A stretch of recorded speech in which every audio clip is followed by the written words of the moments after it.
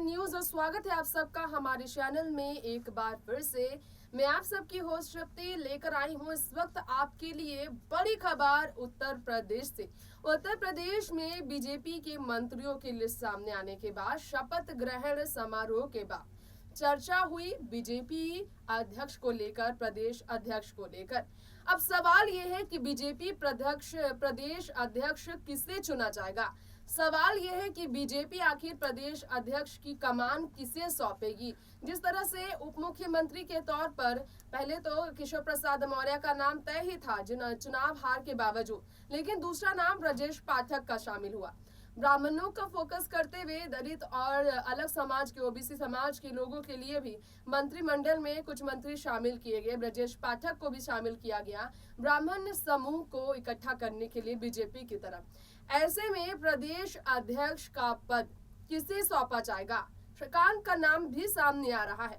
सवाल ये है, क्या वाकई में अपर्णा यादव को ये बड़ा पद सौंपने के लिए बीजेपी तैयार नहीं है, और अगर तैयार नहीं है तो क्यों तैयार नहीं है, इस पर भी हम चर्चा करेंगे। अपर्णा से बिल्कुल अलग प्रदेश अध्यक्ष की कमान सौंपने को लेकर कुछ और भी नाम सामने आ रहे हैं, जिसका जिक्र हम आप सबके बीच हमारी खास रिपोर्ट में करने वाले हैं। सीएम योगी आदित्यनाथ विधायक दल के नेता चुने जाने के बाद इसे लेकर अपनी तरफ से पार्टी के नेताओं से बैठक करके जरूर बहुत जल्द इस पर मुहर लगाएंगे कि प्रदेश अध्यक्ष, बीजेपी प्रदेश अध्यक्ष कौन होगा उत्तर प्रदेश में, और कौन संभालेगा ये कमान, ये बड़ा पद किसे मिलेगा, जिसे लेकर अपर्णा यादव का नाम दूर दूर तक चर्चा में नहीं है। तो आइए जानते हैं किस प्रकार से इससे जुड़ी तमाम खबरें आ रही हैं बीजेपी मंत्रिमंडल की तरफ से। देखिए इस पर स्पेशल रिपोर्ट। जी हाँ, जैसा कि हम आपको बता रहे थे कि बीजेपी की कमान कौन संभालेगा, इसकी चर्चा काफ़ी ज़्यादा चर्चा में है। तो आपको बता दें कि जिस तरह से बीजेपी फोकस कर रही है अलग अलग वर्ग के जनता को लुभाने की, यूपी में भारतीय जनता पार्टी की बहुमत सत्ता में वापसी में जो अहम भूमिका निभाने वाली स्वतंत्र देव सिंह योगी सरकार में मंत्री बने हैं।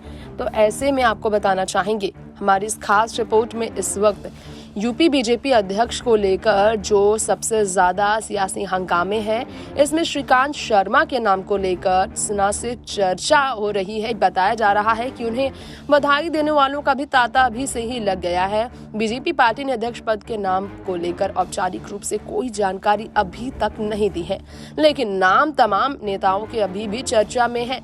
लेकिन सवाल ये भी है कि अपर्णा यादव क्या वाकई में बीजेपी अध्यक्ष के तौर पर उनकी पसंद ही नहीं है, क्योंकि उनका नाम इसमें चर्चा में नहीं है तमाम नेताओं के बीच।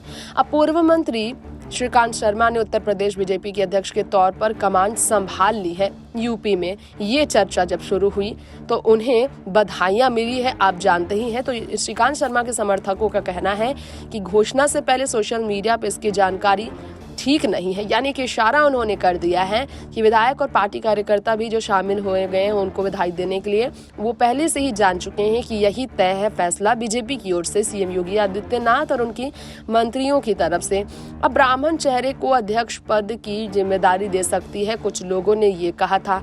इसी वजह से अपर्णा यादव को ये जिम्मेदारी नहीं दी जा रही है। वहीं योगी मंत्रिमंडल से वो हटाए गए हैं, तो उनको पार्टी में रखने के लिए खुश करना भी जरूरी है।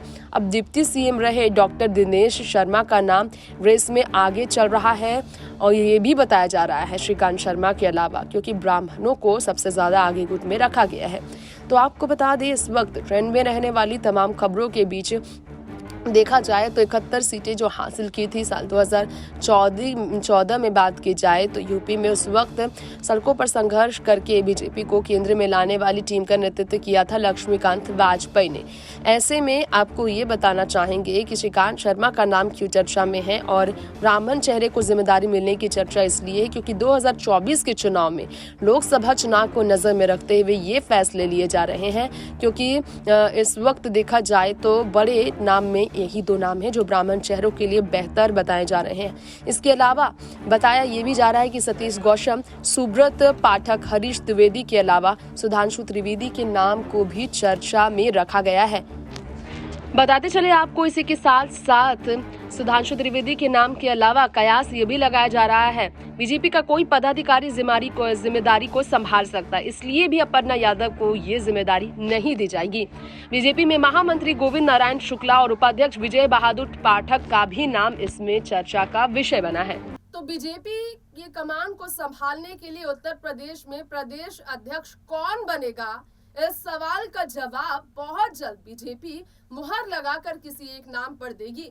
फिलहाल अपर्णा का नाम चर्चा में नहीं है, ये बात तो कंफर्म है बीजेपी प्रदेश अध्यक्ष के तौर पर। लेकिन अपर्णा को बहुत जल्द एक बड़ी जिम्मेदारी बीजेपी सौंप सकती है और वो जिम्मेदारी है अध्यक्ष बनने को लेकर। लेकिन ये प्रदेश अध्यक्ष नहीं बल्कि गौ सेवा आयोग के अध्यक्ष बनने को लेकर है। इस पर भी मुहर कब लगाया जाएगा, वो दिन का इंतजार बहुत जल्द खत्म हो जाएगा।